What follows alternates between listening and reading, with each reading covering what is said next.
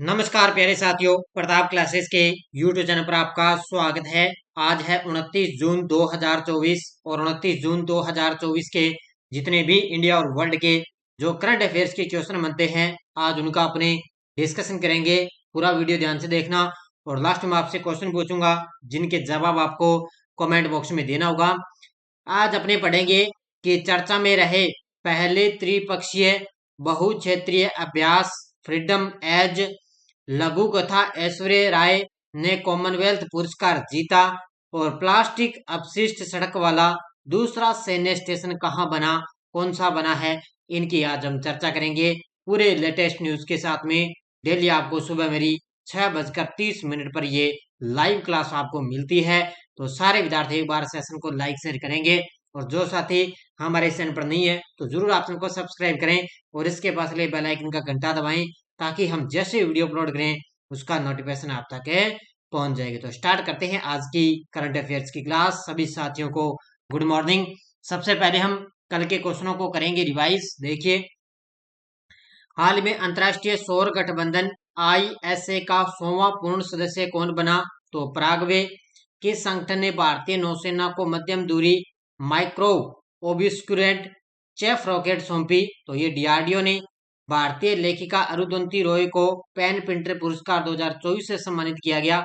इनका संबंध किस राज्य से है? मेघालय। भारत के नियंत्रक और महालेखा परीक्षक ने 24 जून को किस शहर में Chadwick house navigating audit heritage संग्रहालय का उद्घाटन किया? तो ये किया है शिमला के अंदर।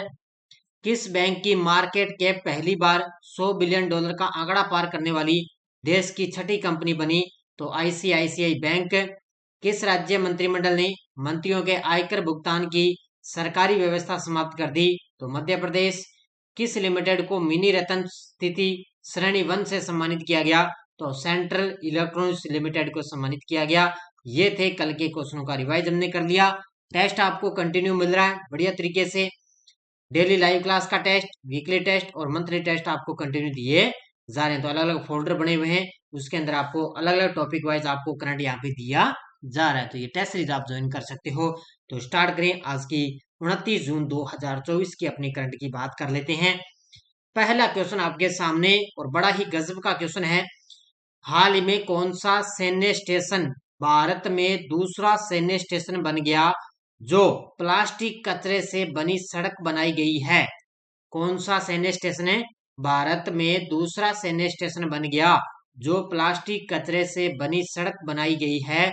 और वो बन चुका है जयपुर सैन्य स्टेशन। ये तस्वीर में आप देख सकते हो, जयपुर सैन्य स्टेशन भारत के अंदर ऐसा दूसरा सैन्य स्टेशन बन गया जो प्लास्टिक कचरे से एक प्रकार की सड़क यहाँ पे बनाई गई है। तस्वीर में आप देख सकते हो, जो ये सड़क है ना, ये प्लास्टिक कचरे से सड़क बनाई गई है और ये ऐसा करने वाला जयपुर सैन्य स्टेशन दूसरा सैन्य स्टेशन है बन गया। अब आपसे पूछे भी पहला कौन सा है?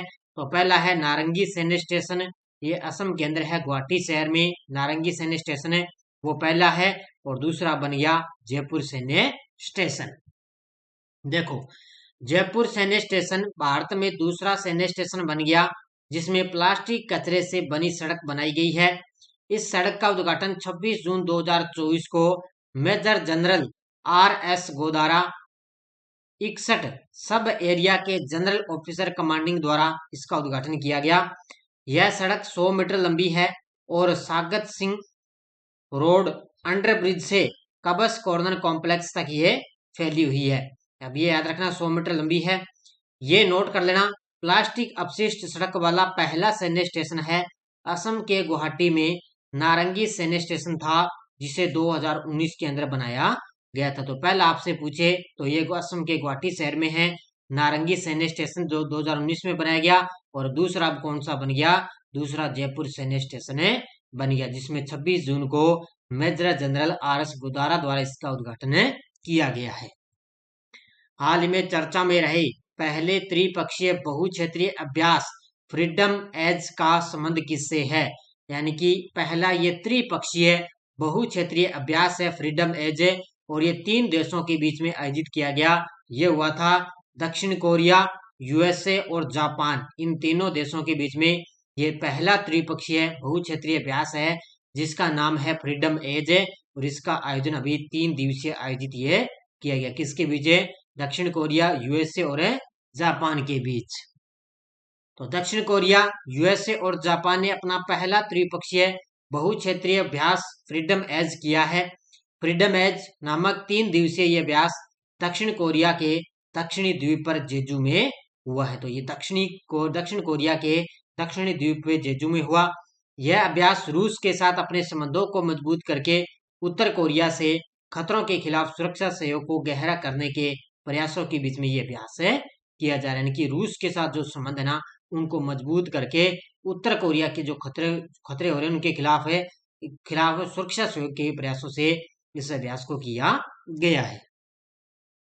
हाल में आरपीएफ के महानिदेशक मनोज यादव ने कौन सा ऐप लॉन्च किया है? सबसे पहला आपको पॉइंट याद रखना है कि आरपीएफ के महानिदेशक कौन है? मनोज यादव। और इनके द्वारा कौन सा ऐप लॉन्च किया गया?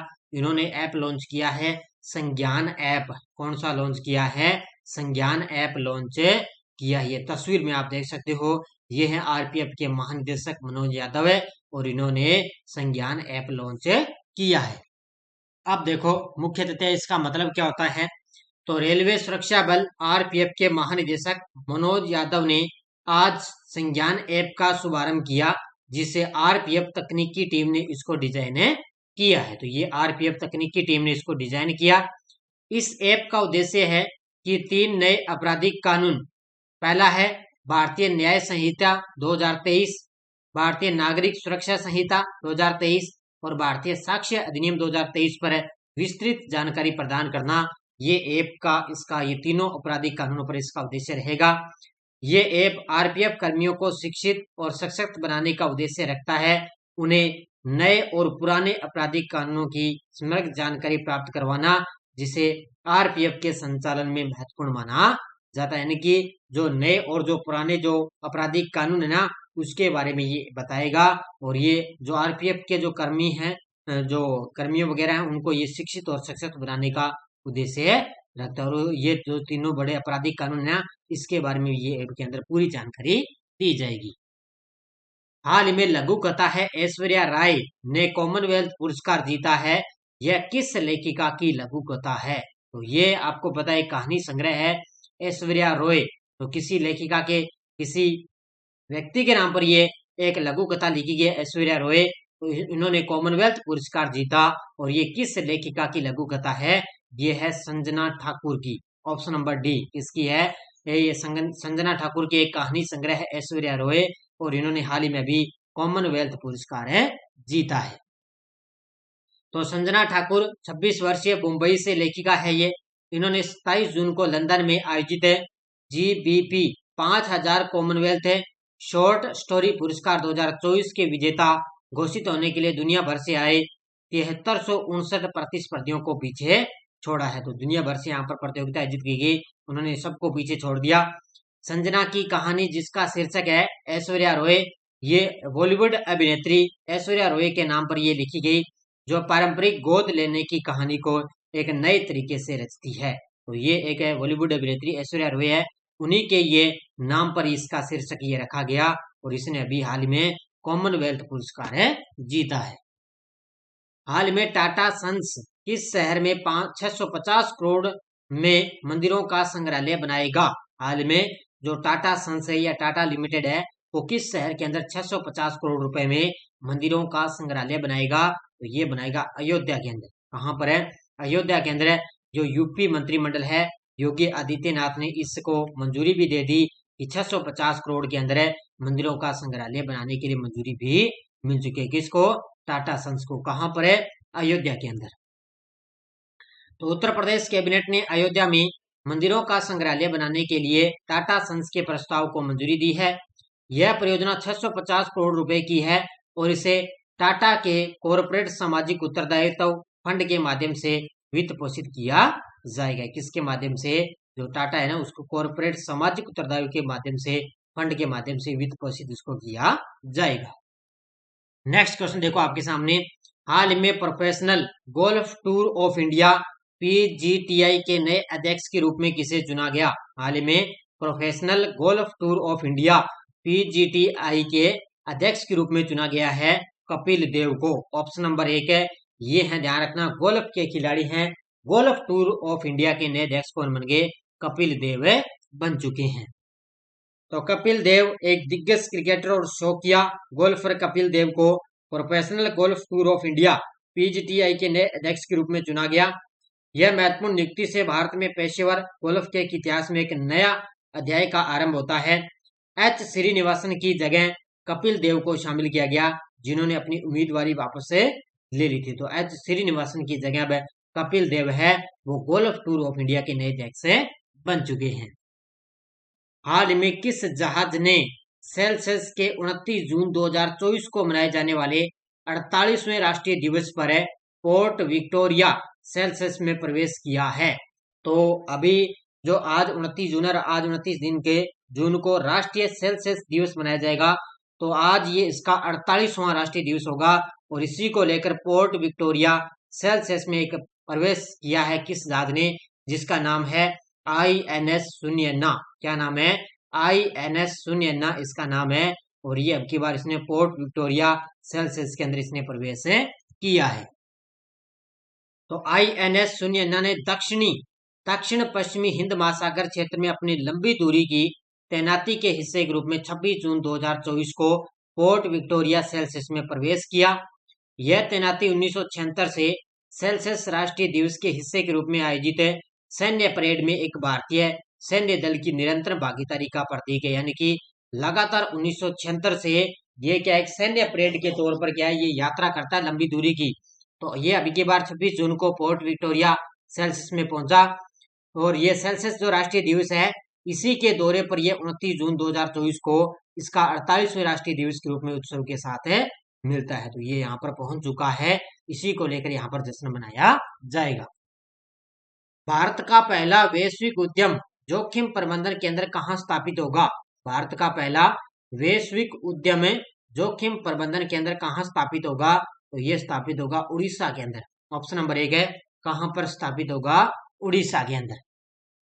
तो ये दुनिया की अग्रणी प्रमाणन संस्था है, institute of research management IRM London ने श्री यूनिवर्सिटी यानी कि SSU उड़ीसा को भारत का पहला और पूर्वी भारत का एकमात्र वैश्विक उद्यम जोखिम प्रबंधन केंद्र IRM के अंदर स्थापित करने का लाइसेंस दे दिया है। तो ये भारत का एकमात्र वैश्विक उद्यम स्थापित करने के लिए इसको लाइसेंस मिल गया। SSU IRM इंडिया एफिलिएट से मान्यता और समर्थन प्राप्त करने वाले केवल 4 विशिष्ट विश्वविद्यालयों में से एक है, यानी कि एक विशिष्टता ये प्राप्त करने वाला 4 विशिष्ट विश्वविद्यालयों में से एक है। ये टेलीग्राम ग्रुप है, कोई सूचना आती है, कोई लिंक आ गया, कोई नोटिफिकेशन आ गया, सब आपको टेलीग्राम पे सूचना मिलती है। पिछले वीडियो क्वेश्चन क्या था? दुनिया का पहला एसी राज्य गिद्ध संरक्षण और प्रजनन केंद्र कहाँ प्रारंभ होगा? तो ये होगा उत्तर प्रदेश के अंदर। बहुत सारे विद्यार्थियों ने बड़े शानदार तरीके से जवाब दिए, उन सभी को हार्दिक शुभकामनाएं। अब देखो क्वेश्चन बोल रही हूँ, हाल में WTT कंटेंडर लागोस 2024 का महिला एकल खिताब जीतने वाली पहली भारतीय महिला खिलाड़ी कौन बनी? श्रीजा अकुला, अर्चना कामत, मनिका बत्रा, अंकिता दास। इसका जवाब आपको कमेंट बॉक्स में देना है। ये थी आज की अपनी करंट अफेयर्स की क्लास। सारे विद्यार्थी वीडियो को जाते लाइक शेयर करते रहना। LDC की अपनी स्पेशल भारत राजस्थान का करंट आपको दिया जा रहा है, जिसका एग्जाम नजदीक आ चुका है। ये टेस्ट सीरीज आप ले लेना, करंट आपका क्वेश्चन जाएगा नहीं बाहर यहाँ से। स्पेशल CT की करंट की टेस्ट सीरीज है, वर्ल्ड इंडिया राजस्थान तीनों का करंट आपको मिलता है।